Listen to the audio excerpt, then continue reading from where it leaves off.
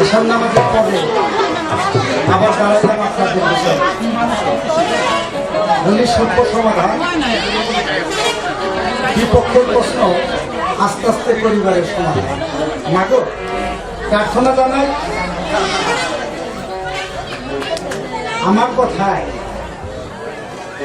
তোমরা কেউ খারাপ পাইও না আমি মিনতি করি তোমাদেরকে আস্তে আস্তে হাদিস অনুসারে বোঝাই আমি যে কথাগুলো বলতেছি এগুলো আমার মন গড়া কথা এসেছো যখন মন দিয়ে করতে হবে শ্রবণ এই কবি গান শোনা আর বাসায় যাওয়া এটাই কবির সার্থকতা এখান থেকে তোমরাও আমাকে কিছু দিতে হবে আবার তোমরাও আমার কিছু নিয়ে বাসায় গিয়ে সেটাকে আমল করতে হবে তাই না তাই থাকেন ধৈর্য ধরে আমি আবার দাঁড়াইছি আসরটা শুরু করতেছে একটি গানের সুর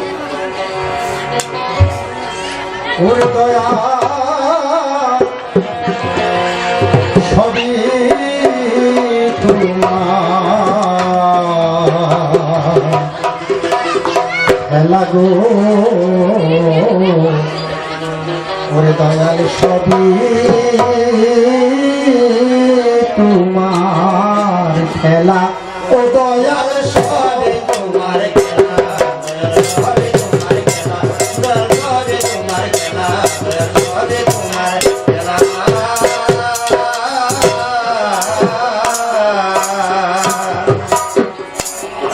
আমার কখনো দাও কলঙ্কের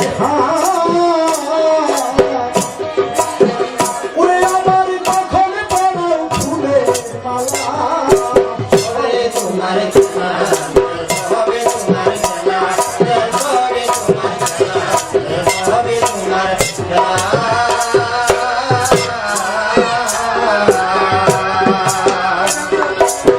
প্রভু তোমার সবাই আশিস বলে তোমার বলে কত লীলা পলে পলে দেখেছি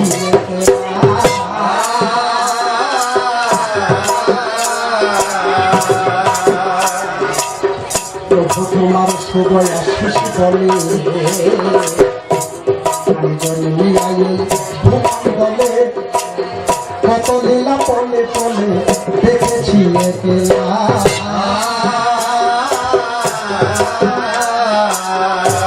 তোমার সরসাতের পরশ দিয়ে খুললে ঘরে জানো খুললে ঘরে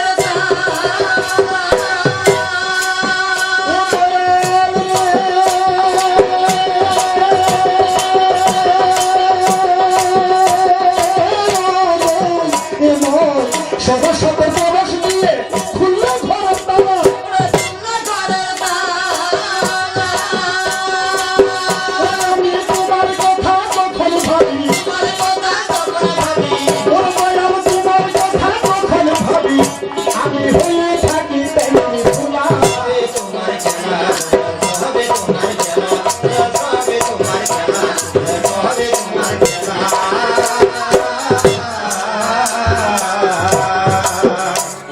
আমায় কখনো সাজাও ভিখারি কখনো দাও পাকা বাড়ি সরলতায় আর চাকরি সুখ শান্তি ঝামেলা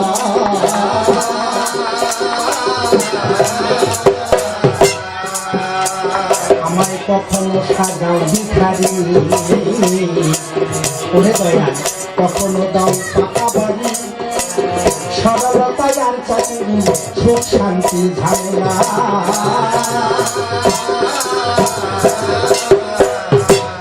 আমার কখনো হয় সোনার মোহর ধরলা মাটির ঢেলা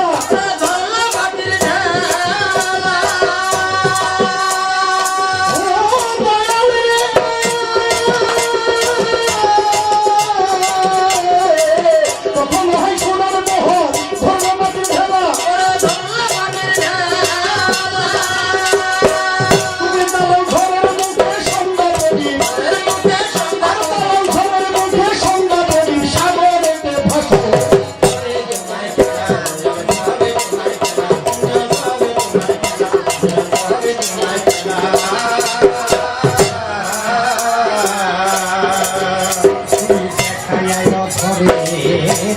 হাসি করে দয়াল কখনো পর উদাসী আবার কখন পড়াও মায়ার হাসি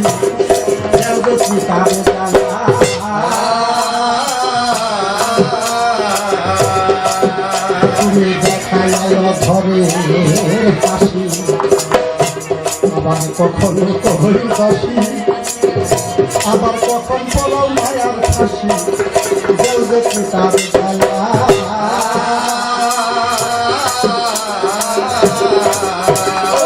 সিম্বলে মিলাইয়াছ ভালো মন্দের মেলা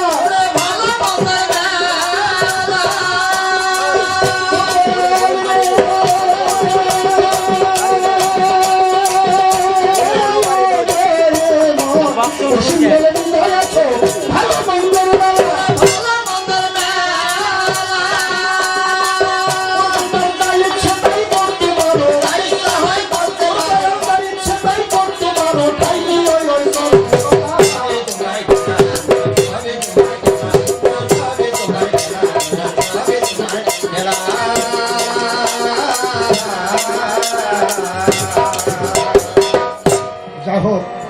বারণ থাকেন সর্বজন আমার প্রথম আসরের বিজ্ঞাপন যা করেছে জিজ্ঞাসা আস্তে আস্তে সমস্ত কথা দিতে চাই ভাবতত্ত্ব খোলাসা জিজ্ঞাসা দিব না কখন ধৈর্য ধরে থাকবেন মন দিয়ে করতে হবে শ্রবণ এই প্রভাবতীর স্বামী কেন মারা গেল এর মধ্যে অনেক উদ্দেশ্য রয়ে গেল বলছিলাম প্রথমবারে স্বামী যখন যুদ্ধে রওনা করে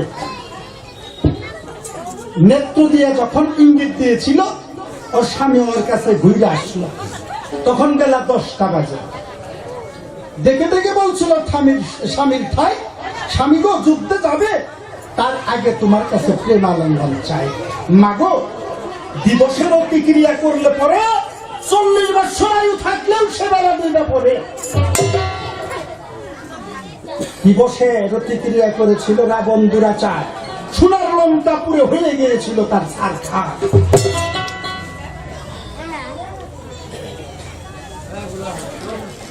সেই স্বামী নিয়ে যেই মাত্র ঘরে গেছে স্বামীর যে মূল মেরুদণ্ড কান ছাগল হয়ে ঘরের মধ্যে খাইয়া ফেলাইছে দেখেন একটু লক্ষ্য করে ওর সাহিত্য বৃক্ষ যদি থাকে কোন রাস্তার ধারে যদি মূল শিকা তার কাইটা ফেলায় ওই বৃক্ষ কি আর বাইচা থাকে ধরা আস্তে আস্তে দেখবেন সেই বৃক্ষটা আপনা আপনি মরে যায় কাণ্ড বড় চমৎকার এই যে প্রভাবতীর স্বামীর হইল ঠিক তেমনি প্রকার দিনে দুপুরে যখন স্বামী নিয়ে ঘরে গেছে কামের বাতাস যখন স্বামীর অঙ্গে লাগছে কামাতুর হইয়া সিংহারে লিপ্ত হইয়া রতি যখন করেছে কর্ষণ এই কামুক মুখ দিয়া স্বামীর গর্দানে করেছে চুম্বন রতিপাত যখন হয়ে গেল সেই স্বামী অপবিত্র স্বামী কৃষ্ণ নামের অতএব গুরু নামের মালা অঙ্গে পড়াই যুদ্ধে পাঠাইছে প্রকৃত পক্ষে স্বামী কিন্তু ঘরের মধ্যে খাইয়া ফেলাইছে এটা কি ভগবানের বাঁচানোর কোন কায়দা কৌশল আছে? হ্যাঁ, একজন ব্যক্তি যদি 1 বিঘা জমিন যদি বেগুন ক্ষেত করে, বেগুনের তাল করে না, আচ্ছা বেগুন তাল করছে, চতুর্মুর্ধে বেড়া দিছে, একটা ছাগল নিয়ে ওই বেড়ার ভিতরে রাখছেন। কিছুদিন পরে লক্ষ্য করে দেখবে ওই যে বেগুন গাছের যেটা ভালো ভালো ডুগা ওইটা ওই ছাগলে খাইয়া শেষ করে দিবে। ওই তালের মধ্যে গিয়ে বাগুন ধরবে। হ্যাঁ, বলবার জন্য চাই প্রভাবতী গুরু নামের মালা অঙ্গে পড়াইছো, বেড়া ঠিকই দিছ, কিন্তু কাম ছাগল হয়ে ভিতরে আগে ঢুকে দিচ্ছে। রতি শাস্ত্রে প্রমাণ আছে। কথাগুলো আস্তে আস্তে ধরে তুলতে চাই আপনাদের কাছে, না কথাগুলো খারাপ লাগতেছে? এই জন্যই তো আকালে মানুষ মরতেছে। অপ্রিয় হইল সত্য কথা আপনাদের কাছে দেব বক্তৃতা।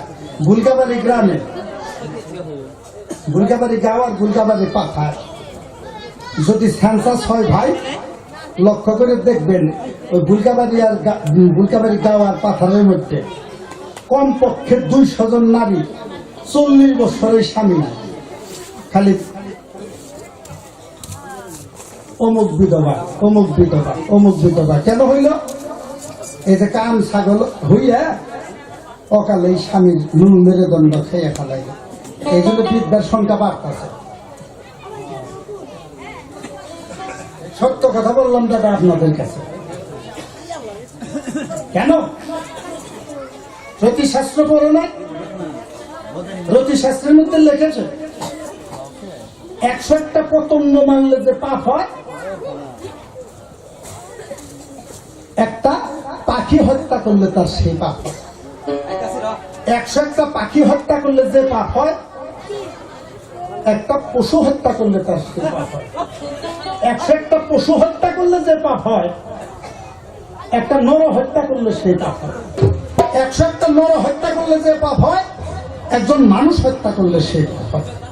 101জন মানুষ মারলে যে পাপ হয়, একজন অলি আল্লাহ অতএব বৈষ্ণব হত্যা করলে সেই পাপ হয়। 101জন বৈষ্ণব অতএব অলি আল্লাহ মারলে যে পাপ হয়, বিনা কারণে এক বিন্দু রতি যদি করে হয় তার সেই পাপ হয়। সেই পাপেই তো এই বিশ্ব জগতের নরক, সব নরকগামী হয়। বলি সবার দ্বারে আল্লাহ কিংবা ভগবানদের দোষ তুমি কিসের করে? তোমার কর্ম যেমন তোমার ফল তেমন।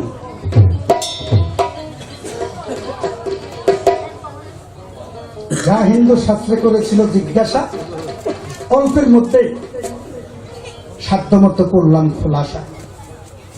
এর বিপক্ষে ইসলামিক শাস্ত্র অনুসারে কিছু কথা জিজ্ঞাসা করে গেছে আমাদের। কি? এক পক্ষে শরীয়ত, এক পক্ষে মারে ভাই। মুন্সি ভাই, ওয়ালাইকুম আসসালাম। তোমারও সালাম দেওয়া যায়, আসসালামু আলাইকুম। তবে আজকে ধন্য হয়ে যায়, আমার জীবনে কোনোদিন আলেমুল আমার মুখে সালাম পাই না। কিছু কিছু আলেম আছে সংসারে, ওরা নিজেরাই নিজে খুব বড় মিলা মনে করে। যদি চলেন আস্তার ধারে, আশা করে কেরা আমার সালাম দিবে আর কেরা নেকি কামাই করে নিবে এই বিশ্ব চরাচরে। ওরাই হাদিস পাতায় যে একজন মানুষের যদি একজন মানুষের সালাম দেয় তাহলে 10টা করে নেকি পাওয়া যায়, আর যে নইব 5টা পাইব। ওরা কিন্তু নিজেই কয়, অথচ রাস্তাতে যাইতে শুরু কোনো আলেম ওলামায় সালাম দিব না। মানে সাধারণ মানুষের করে ঘৃণা, এই সালাম দিব, এই সালামের জবাব ঘুরে দেব। তো আজকে যে আলেম দেখলাম ভাই, দেখে খুব আশ্চর্য হয়ে যায়।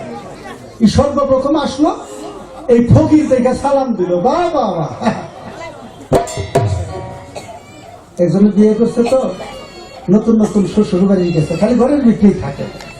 কিছু সংখ্যক মানুষ জামাই দেখে, জামাই দেখতে উঠানের মধ্যে বসে রয়েছে আর বলতেছে নতুন জামাই বলে বাসায় এসে তাহলে একটু আসলে দেখতাম। তো সারা সম্বন্ধে যারা আসলে তারা ঘরের ভিতরে গিয়ে বলতে লাগলো যে তোমাকে দেখতে আসছে, তাহলে একটু যাও না। তো মানুষের সম্মুখে গিয়ে যখন গেছে, মানুষের দেখে নিজের শরীরটা একটু ভয়া করিয়েছে। তো দুটি পরা ছিল, যখন নাকি যায় এনে প্রণাম করবার যায়, যখন পায়ের মধ্যে হাত দিছে এমনিতে দুটির কাছা পেয়ে গেছে। কিছু সংখ্যক মানুষের বলতে শুরু করছে, জামাই এটা এমন কে, এটা না বলদর মতন দেখা যায়। তখন জামাই উঠে কয়, হাইসা দিয়ে কয়, আপনারা তো বলদ করলেন, আমাকে গ্রামের মানুষ আমার গাই কয়। খাইলে ওরা চমৎকার। আজকে মুন্সি দেখলাম তেমনি প্রকার, জীবনেও কোনোদিন মুন্সির মুখে সালাম পাই নাই, আজকে মুন্সি সালাম দিচ্ছে, ধন্য হয়ে যায়। হ্যাঁ, আচ্ছা। তবে একটা কথা খুব খারাপ লাগছে, এই যে নামটা থুইতে যে একটু ব্যাড হইকে নাম থুইছে, ওই যে ফকিররা সদা সর্বদাই মাটির মধ্যে গড়াগড়ি পারে, এই জন্য মাইটা ফকির নাম থুইলাম করে। আচ্ছা কর, মাইটা ফকির কোন নাম আছে জগতে? হ্যাঁ,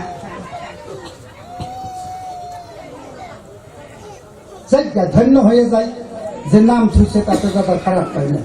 এই বিশ্বজগতে আমি শুধু মাইটা ফকির না, তুমি যে মুন্সি তুমিও মাইটা ফকির ভাই। ফকির শব্দের অর্থ ফে কাপ রে ইয়া, এই 4 অক্ষর হলো ফকির। এই 4 অক্ষরের ইসলাম ধর্ম অবলম্বী লোক যারা, এই 4 অক্ষরের মধ্যে ডাকাডাকি করতে হবে তারা। ফকিরি বলো আর আলেমি বলো, ডাকার মাধ্যম কিন্তু একটাই, সেটা হলো ফকির। ভাই, এই বিশ্বজগতে নিজের দেহটা যে পর্যন্ত ফকির না সাজাবে, এই পর্যন্ত আল্লাহ রাসূলের নেতৃত্ব প্রাপ্তি হইতে পারে না।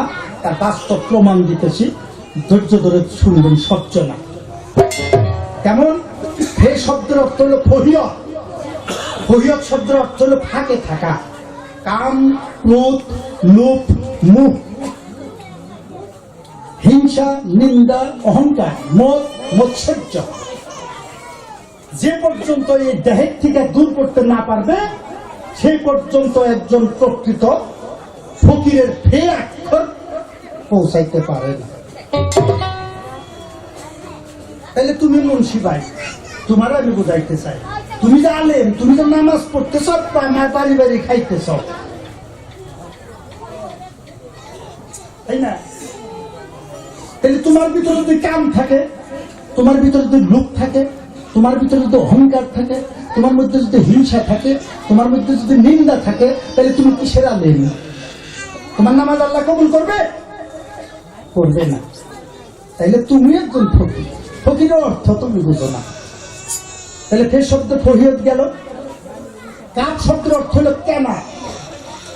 কেনার শব্দের অর্থ হলো কলিজা ঘেরা। পান করেছিল আমার রাসূল খাদিজা সরাবন এবং তহুরা, করছিল না? বাসর সজ্জায় যখন গেল, জিবরাইল আলাইহিস সালামকে হুকুম দিয়ে সরাবন আর তহুরা পাঠাইল। দুজনে যখন 2 পেয়ালা খাইছিল, তারা পূর্ণভাবে যৌবনের যশ ফিরে পাইল। এই পাই না? অমন সময় আমরাও ঠিক তাই। যারা নাকি এই দেহটা ফকির সাজাইছে, কাম, ক্রোধ, লোভ, লালসা, অহংকার, বড়াই বুজুর্গের হিংসা, নিন্দা, মদ, মৎসর্য যারা দূরীভূত করে ফেলছে, তারা কেনাইতে পৌঁছাইছে। গুরুর ঘরে যাইয়া সরাবন আর তহুরা পান করিয়া যে ব্যক্তি এই দেহ গুরুর পদে গুরুর পদস্থলে এই দেহটাকে নিবেদন করেছে, সেই ব্যক্তি 70 বছর বয়স হলেও এখন পর্যন্ত 25 বছরের যুবকের মতো হয়ে গেছে। রে শব্দের অর্থ হলো রেয়াজত, রাজি থাকা। মুন্সি ভাই, আচ্ছা কানতে যান না গো, একটা কথা করি মানা, ওদেরকে কেউ খারাপ করে বলবেন না, ওরা তো খুব অসহায়। ওই যে কান্দাকাটি করতেছে, ওর কিন্তু ইচ্ছা করে কান্দাই নাই, ওই কান্দাই না ভেজাল গুলো করছে। হ্যাঁ, কইরা চুপ করে এনে হ্যাঁ মধ্যে সেটা বয়ে দিছে। হ্যাঁ, তো ঠিয়াইছে, কোন জায়গায় ঠিয়া যাইব? ওর তো ছোয়ার কোনো কায়দা নাই। হ্যাঁ, ওই জন্য খারাপ কথা কইবেন না ভাই।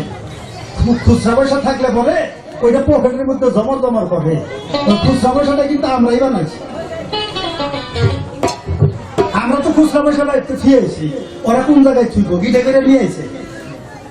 তবে মাগো করি মানা, ওই খুচরা পয়সাটা জানি জমর করে না, একটু শব্দ দিলে পরে ওই যে কি জানি আল্লাহ দিয়া দিছে তোমাদের ধারে, ওইটা মুখের মধ্যে দিয়ে দিও, লগে লগে ঠান্ডা হবে না। কি করেন? কাজে করি মানা, ওদেরকে কেউ খারাপ করে কিছু বলবেন না, কানবেই তো। ওরে বাপরে বাপ। তো যাই হোক, রে শব্দের অর্থ হলো রেয়াজত, রাজি থাকা। রাজি কি? আঞ্চলিক ভাষায় বলি ভাই, 10টা রসগোল্লা খাইলে মানুষের যত দুঃখ মিঠা পায়, তার চাইতে 70 গুণ মিঠা পায় যদি কেউ জুতা দিয়ে একটা বাড়ি মারে।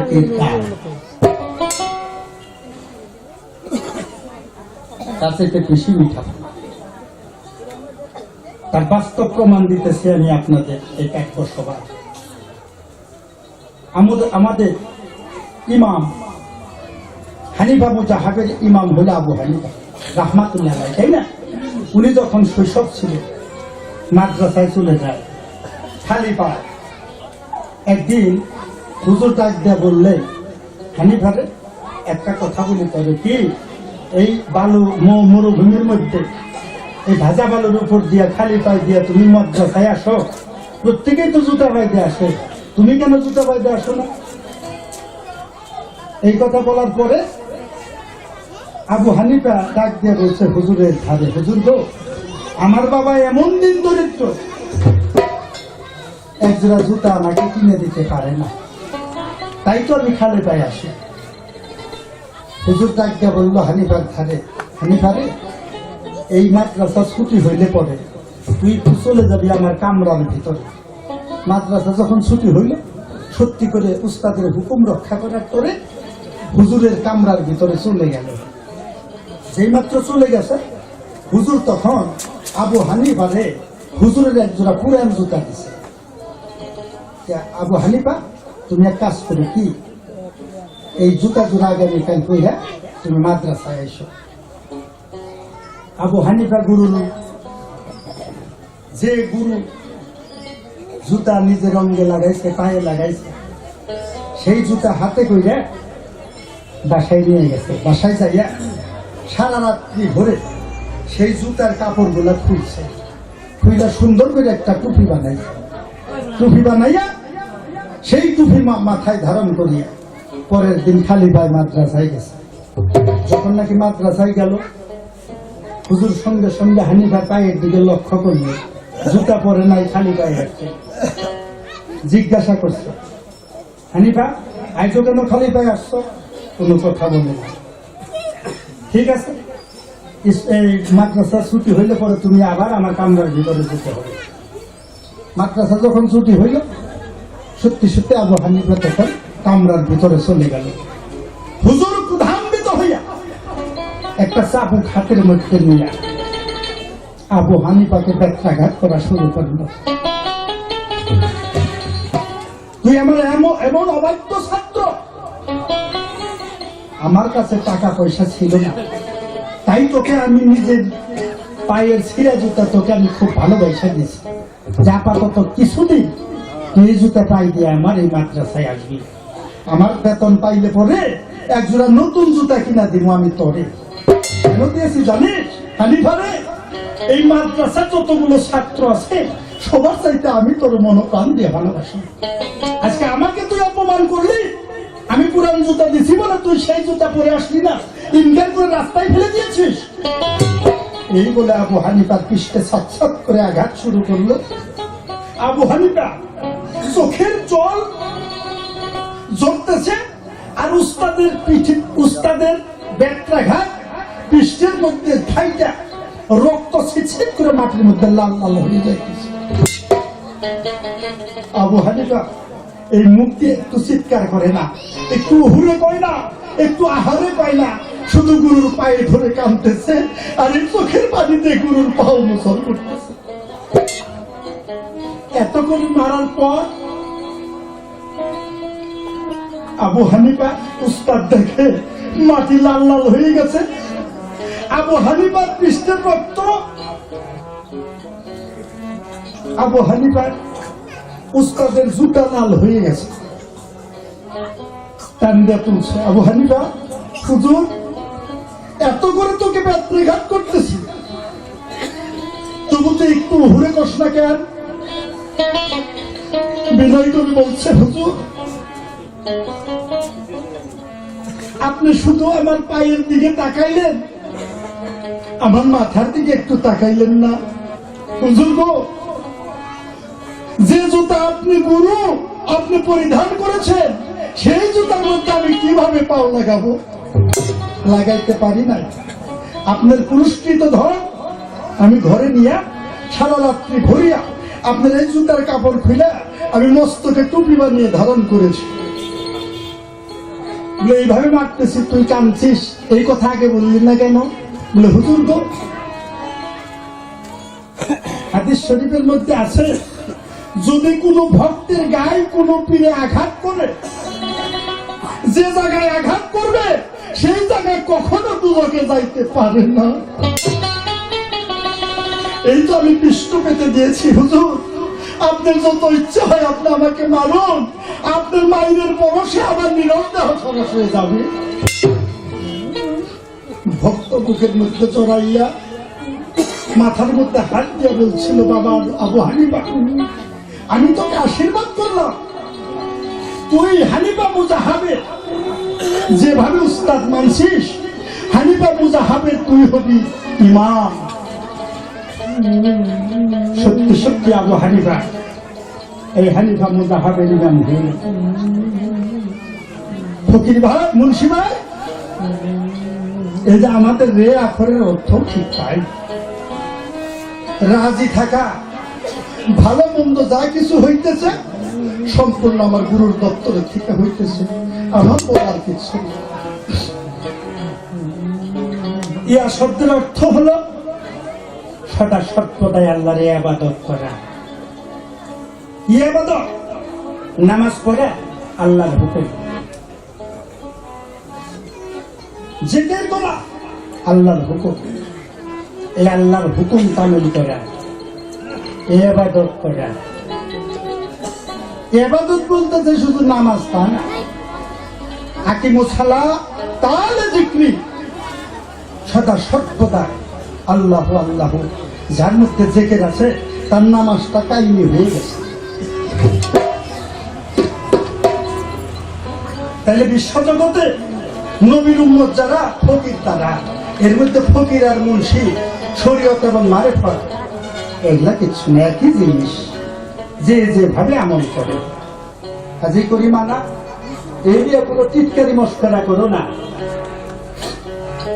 আর এক কথা জিজ্ঞাসা করলো আমারে, কি আল্লাহু রাব্বুল আলামিন যখন আমাদেরকে সৃষ্টি করেছিল তখন আমাদেরকে বায়াত করে দিয়েছিল, ঠিক কথা। কারণ রূহ যখন সৃষ্টি করেছিল তাকে নিজের অনুগত্য স্বীকার করে তারপরে আদমের ভিতরে দিয়েছিল। আর আত্মস থাকবা, আগুন পানি হাওয়া মাটি, এদেরকে যখন এই দেহের মধ্যে দিছে তখন এদেরকে আল্লাহর অনুগত্য স্বীকার করে দিছে, কথা ঠিক। কিন্তু মুন্সি ভাই, একটি জিনিস এই দেহের মধ্যে দিছে তা কিন্তু তুমি চর্মচক্ষে দেখো না। এই দেহের মধ্যে আগুন আছে, তা অনুভূতি সাপেক্ষে দেখা যায়। এই যে নিঃশ্বাস ছাড়তেছি, গরম আসতেছে, তাহলে বোঝা গেল দেহের ভিতরে আগুন আছে। পানি আছে, দেখা যায়, এই চোখ দিয়ে পানি বের হয়, তাই না? মাটি আছে, বোঝা যায় যে একটুকে আশ্রয় যায়, মাটি বাইরে মাটি আছে, তাই না? হাওয়া আছে, যে বাতাস যখন আসতেছে যাইতেছে। কিন্তু এর মধ্যে একটা জিনিস আছে, সেই জিনিসটা দেখা যায় না গো। সেই জিনিসটা কি জানো? একদিন আমি আমার মাকে বলছিলাম, না গো, ছোটবেলায় না তুমি আমাকে কত জায়গায় চুম্বন করছো, কুলে নিয়ে আমার ধন, আমার মানিক, আমার সোনা, এইগুলো তুমি কত জায়গায় আমাকে চুম্বন করছো, আর কত জায়গায় আমার জড়িয়ে ধরছো। এখন একটু ধরো না মা, একটু চুম্বন করো না। এই সাবধান, এইগুলো মা ঘুমটা দিল। আমি মা, আমি তো তোমার ভাব বুঝলাম না। না, তুই তো এখন বড় হয়েছিস। না না, তুমি নিজেই বলছো, অনেক সময় বলে থাকো মায়ের কাছে সন্তান কখনো বড় হয় না। তাহলে আমি যে নাজিম, সেই নাজিমই আছে। মাগো একটু সময় দাও না। এই কথা শোনার পরে মা চোখের পানি ছাড়ে, ডাকতে বলছিল, আমার ঠাই নাজিম রে, মায়ের কাছে সন্তান বড় হয় না, কথা সঠিকই বলছিস, কিন্তু একটি কথা, আগে যে তুই শোনা আসিলি, আমি চুম্বন করেছি, চুম্বন পাইছি, এখন সেই শোনা আর শোনা নাই। যখন তোর ভিতরে কাম এসে গেছে তখন এই শোনার মধ্যে মুনার আবরণ করছে।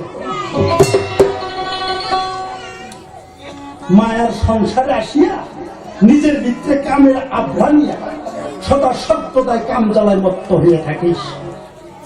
এই কাম গুরুরূপী সাবান দিয়া ধৌত করবি যখন, এই সোনায় আবার তোর দিন দিবে, তখন সোনা হয়ে আসলে পরে আবার আমি মা হইয়া পবিত্র মুখ দিয়ে চুম্বন করুন তবে। কথা বুঝতে পারে নাই? আমরা অন্য জিনিসটারে বায়াত করাই না ভাই। ওই যে সোনার মধ্যে মুনা এসে গেছে, ওইটা যাই গুরুর কাছে,